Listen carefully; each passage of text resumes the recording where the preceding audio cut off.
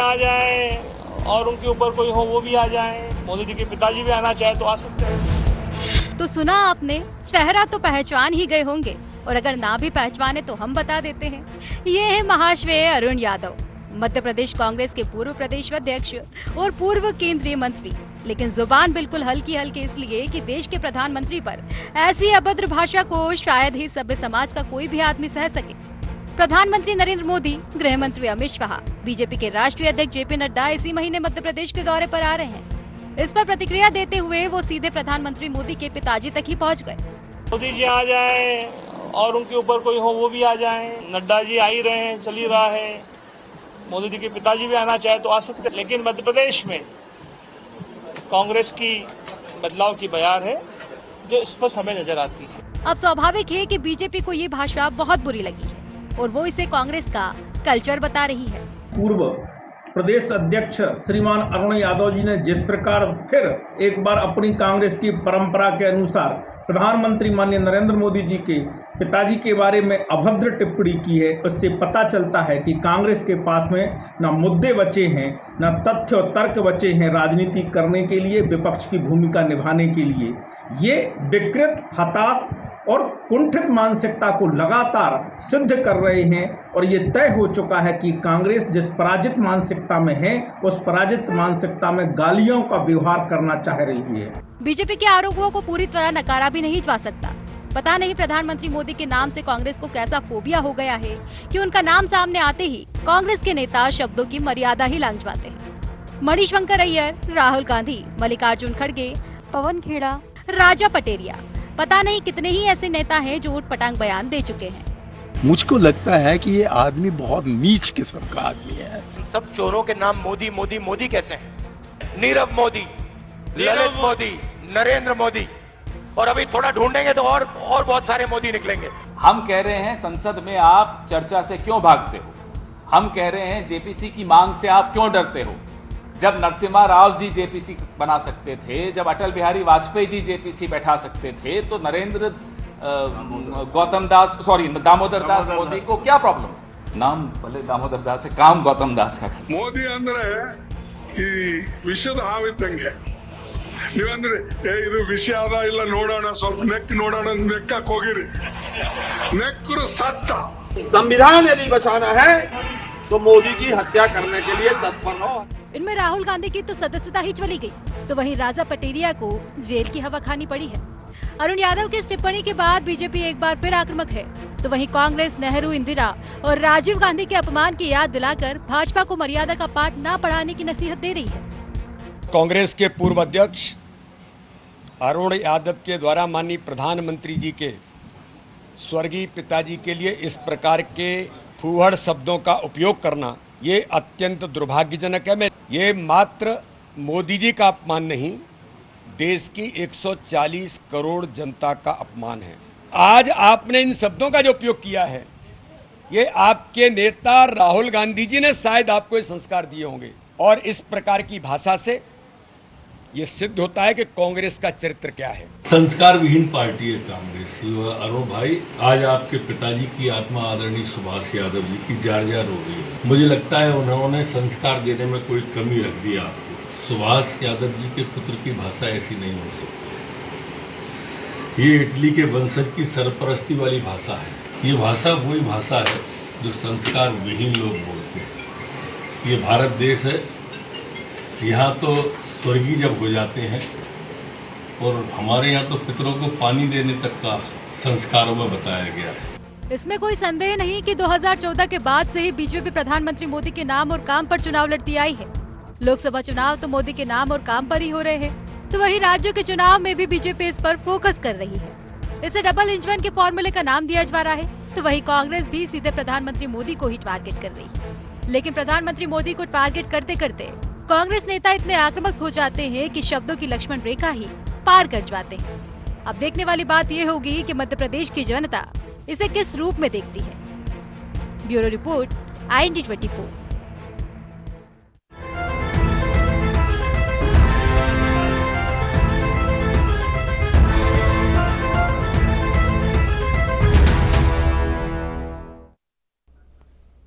नमस्कार, IND agenda बाप भी आ जाएं में आपका स्वागत है। मैं हूं आपके साथ नवीन पुरोहित। चर्चा को विस्तार देंगे, उसके पहले IND एजेंडा के मुख्य बिंदुओं की तरफ एक निगाह डालते हैं। प्रधानमंत्री मोदी का नाम सामने आते ही क्यों भड़क जाती है कांग्रेस? क्या मध्य प्रदेश में कांग्रेस हो रही मोदी फोबिया का शिकार?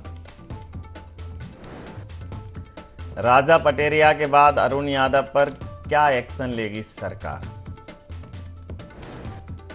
मध्य प्रदेश की तहजीब वाली सियासत में क्यों घर कर रहे जहरीले बोल? नमस्कार, इन्हीं सवालों के साथ चर्चा में आप सबका पुनः स्वागत है।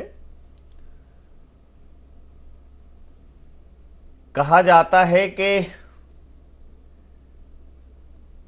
ये तराजू तोल के तब मुख बाहर आन। जब बात निकले मुंह से, शब्द मुंह से निकले तो हृदय के तराजू में उन्हें तौलना चाहिए। बोली एक अमूल है, जो कोई बोले जान, ये तराजू तौल के तब मुख बाहर आन। लेकिन राजनीति में भाषाई मर्यादा लगातार तार तार हो रही है, और सिर्फ ऐसा नहीं है कि वो कांग्रेस की तरफ से हो रही है, वो भारतीय जनता पार्टी की तरफ से हो रही है। लेकिन कुछ संवैधानिक पद ऐसे हैं जिनकी गरिमा का ख्याल हमें रखना चाहिए, चाहे फिर वो माननीय सुप्रीम कोर्ट के प्रति हमारी कोई टिप्पणी हो, देश के प्रधानमंत्री के प्रति टिप्पणी हो, राष्ट्रपति महोदया के प्रति या महोदय के प्रति कोई टिप्पणी हो। जो संवैधानिक पदों पर आसीन हैं और जो संवैधानिक संस्थाएं, हमें उनकी गरिमा का, उनकी मर्यादा का ख्याल रखना ही चाहिए। क्योंकि मुंह से जो निकली बात है, बात सिर्फ दूर तलक नहीं जाती है, उसके तमाम मायने निकलते हैं, और वो मायने हमेशा कांग्रेस को भारी पड़े, उसका कांग्रेस को नुकसान ही हुआ है। चाहे फिर वो मणिशंकर अय्यर ने मोदी जी के लिए टिप्पणी की हो या कोई और बात की हो। आज अरुण यादव जी मध्य प्रदेश में एक प्रेस वार्ता के दौरान चर्चा में उन्होंने ये कहा, अति उत्साह में कहा होगा कि मध्य प्रदेश में कांग्रेस का आना तय है, चाहे फिर मोदी आए या फिर उनसे बड़ा कोई आए या फिर उनके पिताजी ही क्यों ना आ जाएं। हालांकि बाप कहा उन्होंने, तो शब्द शब्द की बात अलग है, हृदय तक जाते हैं, मुख से निकलें इसके पहले सोच समझ कर बोलो। और तुम अच्छे से कह सकते हो, तुम अच्छे से, हम अच्छे से सुन सकते हैं, तुम अच्छे से बोलो। क्या ज़रूरत है इस तरह की बातें करने की? हालांकि भारतीय जनता पार्टी के हाथ में चुनावी माहौल है, अब एक बड़ा मुद्दा लगा है, और इस पर क्या कुछ उनका स्टैंड रहता है, एक लंबे समय की मैं बात कर रहा हूँ, एक दूरगामी परिणामों की बात कर रहा हूँ। अभी तो आक्रामक रुख हुआ है, मुख्यमंत्री शिवराज सिंह चौहान जी ने तत्काल ट्वीट कर अपनी प्रतिक्रिया दी। सरकार के, प्रदेश सरकार के प्रवक्ता गृह एवं जेल मंत्री डॉक्टर नरोत्तम मिश्रा की भी प्रतिक्रिया आई। बीजेपी के प्रदेश अध्यक्ष BD शर्मा जी भी आक्रामक तेवर अपनाए हुए दिख रहे हैं। हालांकि कांग्रेस ये कह रही है कि ऐसा भारतीय जनता पार्टी ने भी कई बार बोला है, तो उनको ये बोलने का हक नहीं है।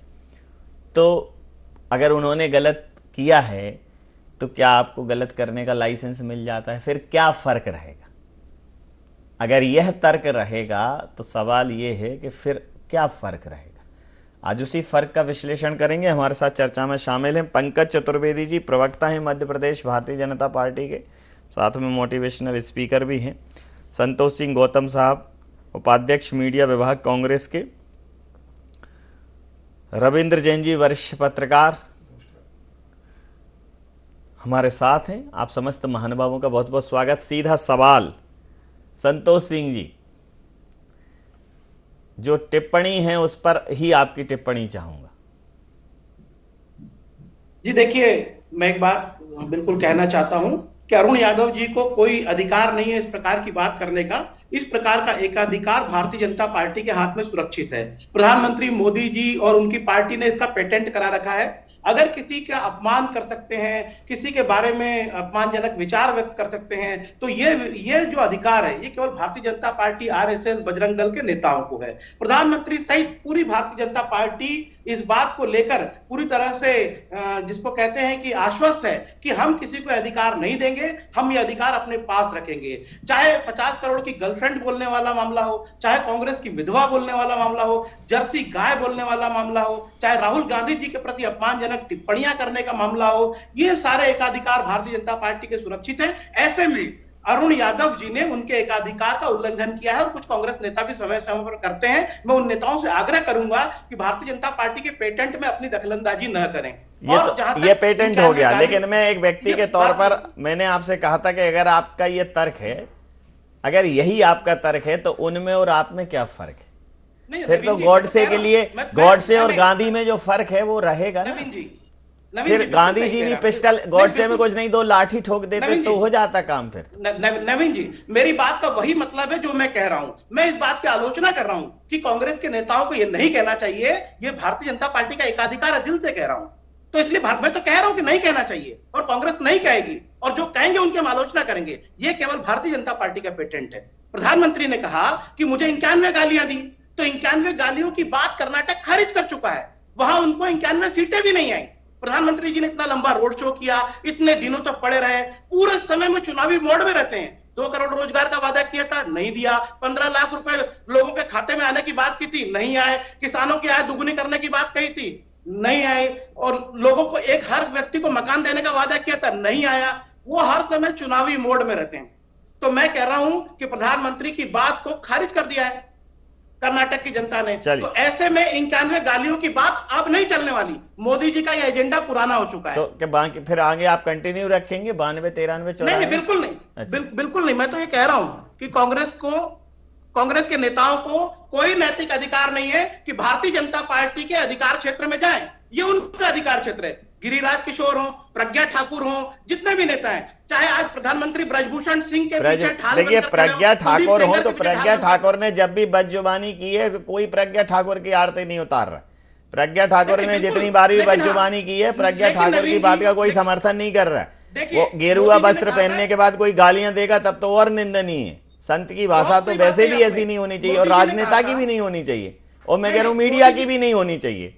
अब यहाँ बैठ के अगर रविंद्र जैन साहब, देखिए रविंद्र जैन साहब वो एक आता है सुनी सुनाई, उसमें छिलके उतारते हैं। अब उसमें अगर ये बाप बहन माँ इन सबको वो मूलतः उसका पैनापन उतना ही होता है जितना गालियों के बाद का दर्द होता है, उससे ज्यादा ही होता होगा। तो बात कहने के अपने भी 100 तरीके हैं। बिल्कुल सही कह रहे हैं आप। पंकज जी बड़े चिंता में है।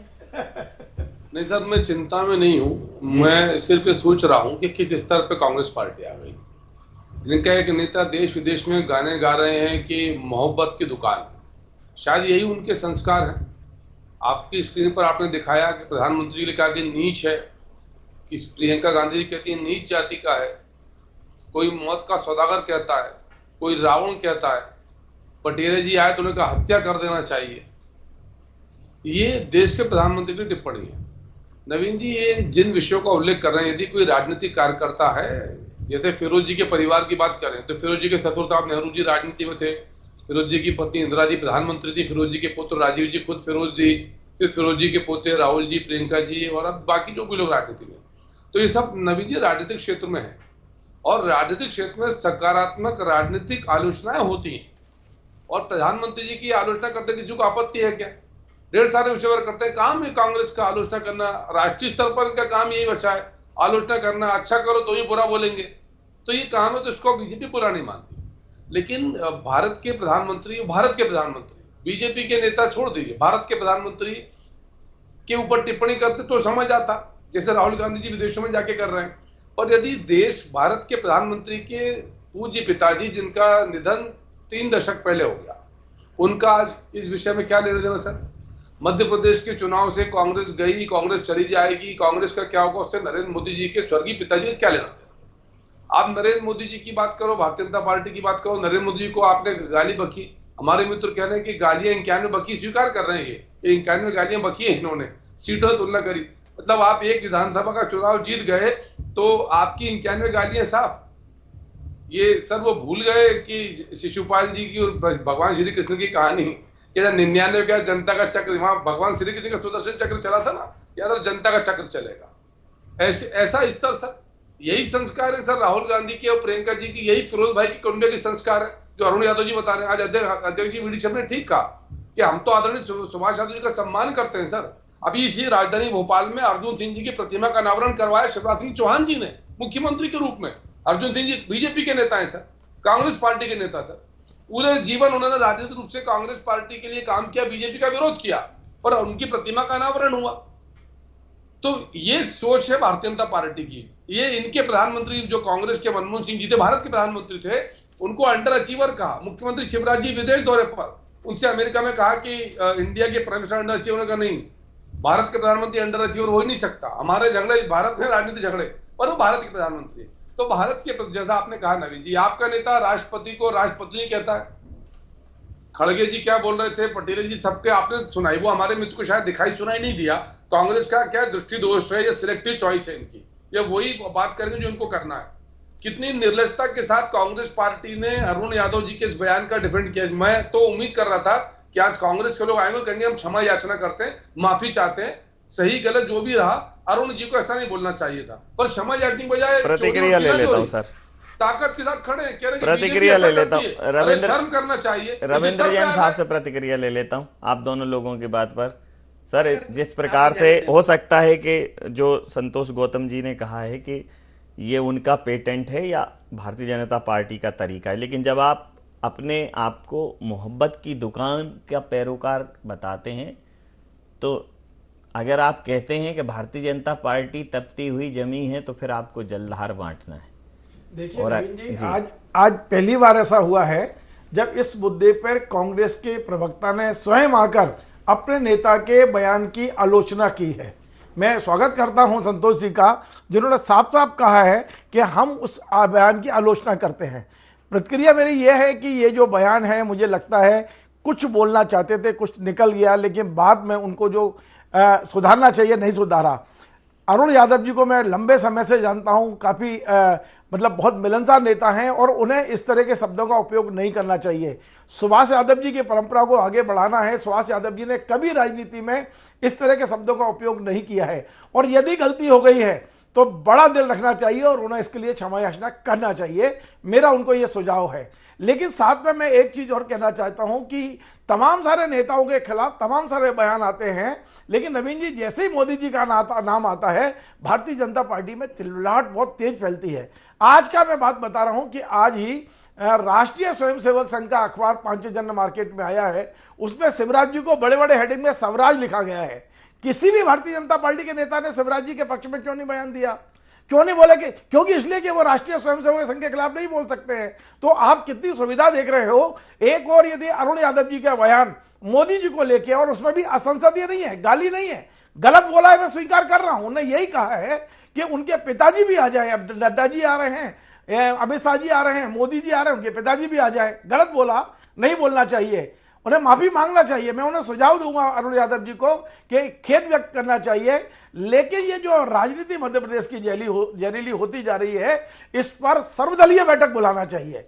और मैं ये सुझाव दूंगा आपके चैनल के माध्यम से कि माननीय स्पीकर महोदय जो विधानसभा के हैं, उन्हें आगे आना चाहिए, उन्हें एक आचार संहिता बनवाना चाहिए।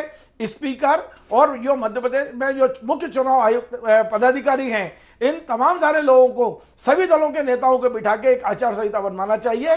लेकिन जिस तरह की ये राजनीति होती जा रही है, जिस तरह के शब्दों का उपयोग हो रहा है, ये आने वाली पीढ़ी के लिए बहुत खतरनाक होगा। हमने देखा है कि मध्य प्रदेश में पिछले 40 साल से या पटवा जी रहे, कुशाभाऊ जी ठाकरे रहे, या अर्जुन सिंह जी रहे, जैसा अभी हमारे पंकज भाई ने बताया कि अर्जुन सिंह की प्रतिमा का लोकार्पण शिवराज जी ने किया, लेकिन उन्होंने ये नहीं बताया कि 8 महीने तक उस प्रतिमा का किस कदर अपमान होता रहा। उन्होंने ये नहीं बताया कि उन्हीं के विधायक भारतीय जनता पार्टी के धरना देने की चेतावनी दी, उसके बाद में वो उसका वो उद्घाटन करने के लिए गए, उस प्रतिमा का अनावरण करने गए।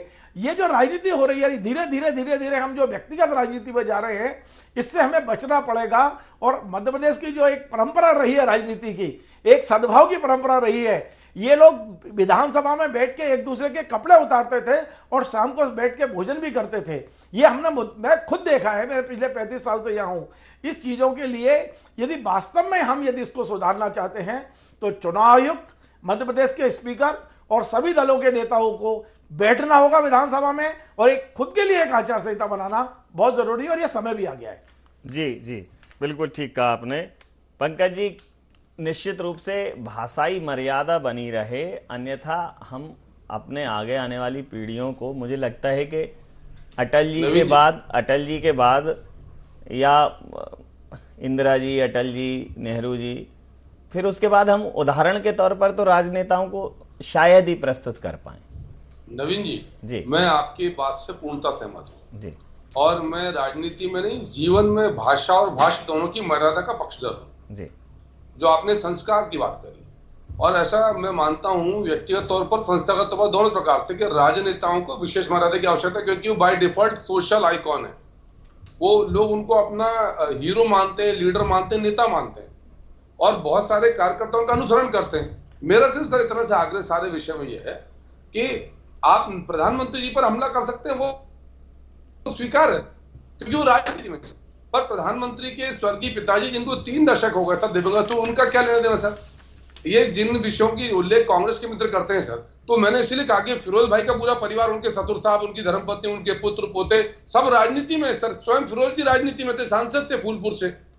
तो ये सारी की सारी चीजें स्पष्ट है कि जो राजनीतिक कार्यकर्ता है, नवीन जी मैं राजनीतिक कार्यकर्ता हूं, तो रविंद्र जी को या प्रतिपक्ष को अधिकार है मेरे बारे में लिखने का, पढ़ने का, बोलने का, पर मेरे परिवार का क्या दोष है यदि मैं कोई राजनीति में हूं या सही गलत करता हूं? तो ये जो परिवार, ये राजनीतिक की परिधि लांघकर परिवार तक जाने का जो प्रयास कांग्रेस पार्टी करती है ना सर, उसकी पीड़ा है सर, और फिर निर्लजता दिखाई जाती है सर। कहा जाता है कि भारतीय जनता पार्टी ऐसा करती है, अरे आके क्षमा याचना करनी थी। मैं रविंद्र जी से असहमत हूं, इन्होंने कोई आलोचना नहीं करी सर। इनको यदि कांग्रेस में यदि थोड़ा भी शर्म और संस्कार, लाज शेष होती तो आज अगर कहते कि हम क्षमा याचना करते हैं, हमें उस परिधि को पार नहीं करना था। रविंद्र जी ने कहा आचार संहिता बनाए, बन सकती है आचार संहिता, लेकिन किस किस की बनेगी सर? गौतम जी क्या कहेंगे? देखिए नवीन जी, मैं बड़े आग्रह के साथ ये बात कहना चाहूंगा कि पंकज जी ने भी कहा कि कांग्रेस पार्टी बयान को डिफेंड कर रही है। मैंने तो शुरू में ही कहा कि अरुण जी को इस प्रकार की बात नहीं करना चाहिए। अगर किसी के पिताजी तक जाना है तो यह भी अधिकार भारतीय जनता पार्टी के पास सुरक्षित है। आज की विफलताओं का दोष नेहरू जी को कौन देता है, पूरे देश को पता है, पूरे विश्व को पता चल गया है कि नेहरू जी आज की परिस्थिति के जिम्मेदार हैं। तो 2 करोड़ रोजगार प्रतिवर्ष यदि लोगों को नहीं मिला तो इसके लिए नेहरू जी जिम्मेदार हैं। 15 लाख लोगों के खाते में नहीं आए तो नेहरू जी जिम्मेदार है। मैं तो खुद कह रहा हूं ना कि नेहरू जी ने सारी जिम्मेदारी ले ली है अपने ऊपर, और जो किसानों की आय दोगुनी करनी थी उसके लिए नेहरू जी जिम्मेदार है। हर किसी को मकान मिलना था, इसके लिए नेहरू जी जिम्मेदार है। नीरव मोदी पैसे लेकर भाग गया, इसके लिए नेहरू जी जिम्मेदार है। विजय माल्या विदेश में बैठा है, इसके लिए नेहरू जी जिम्मेदार है। तो कांग्रेस पार्टी के लोग हैं वो जिम्मेदार हैं, और अरुण जी को बिल्कुल ये जिम्मेदारी तो ले लो, माफी तो मांग लो, मर्यादा का पालन करना चाहिए। ये अधिकार केवल और केवल संघ के पास है। जिम्मेदारी लेकर क्षमा याचना कर लेते, ब्रजभूषण शरण सिंह, कुलदीप सेंगर, क्षमा याचना करने का अधिकार भारतीय जनता पार्टी के पास है। सबने देखे जी घोटाले लेकर बोफोर्स तक, आकाश पाताल तक घोटाले किए। राजीव गांधी जी बता गए थे 85% घोटाला। गौतम जी, आपके नेता राजीव गांधी जी बता गए थे 85% घोटाले की सरकार आपकी, 85% कमीशन की सरकार आपकी, पूरी कांग्रेस की सरकार है। वो बता गए थे भ्रष्टाचार किसने किया।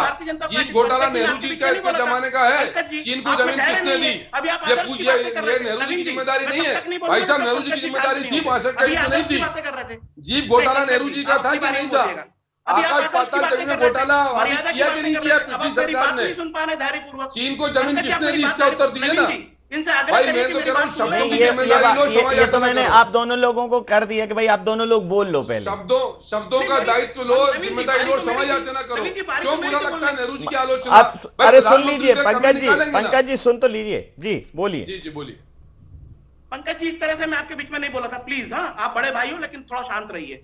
मैं ये कहना चाहता हूं कि ये विशेषाधिकार केवल भारतीय जनता पार्टी के पास है। मोदी जी ने कहा था कि प्रज्ञा ठाकुर को मैं मन से माफ नहीं कर पाऊंगा, उसके बाद उनको कई कमेटियों का मेंबर बना दिया गया। शहीद करकरे का जिसने अपमान किया, उनको देशद्रोही बताया, वो भारतीय जनता पार्टी की सांसद हैं। जो नाथूराम गोडसे को ये कहती है कि नाथूराम गोडसे राष्ट्रभक्त थे, वो भारतीय जनता पार्टी की सांसद बनी, उन पर कोई एक्शन नहीं हुआ। अंतिम प्रतिक्रिया के साथ चर्चा समाप्त करूंगा। उन पर कोई एक्शन नहीं हुआ। तो आपकी कथनी और करनी में जमीन आसमान का फर्क है। लेकिन हाँ, मैं कांग्रेस नेताओं से आग्रह करता हूं कि ये भारतीय जनता पार्टी के विशेषाधिकार क्षेत्र में उनकी टेरिटरी में दखल न दें। इस प्रकार की अपमानजनक भाषाएं जी बोलना, संतोष जी, अंतिम प्रतिक्रिया के साथ चर्चा समाप्त करूंगा। जी रविंद्र जी। देखिए नवीन जी, मैं बार बार यही कहूंगा कि मध्य प्रदेश एक बहुत अच्छा राजनीतिक माहौल रहा है, इसे बिगाड़ने की कोशिश ना करें। मैं ये देख रहा हूं कि पिछले 3-4 महीने से जो जहरीले बयान आ रहे हैं, ये पार्टी के वरिष्ठ नेताओं को तत्काल अपनी अपनी पार्टी पर गौर करना होगा, बयानों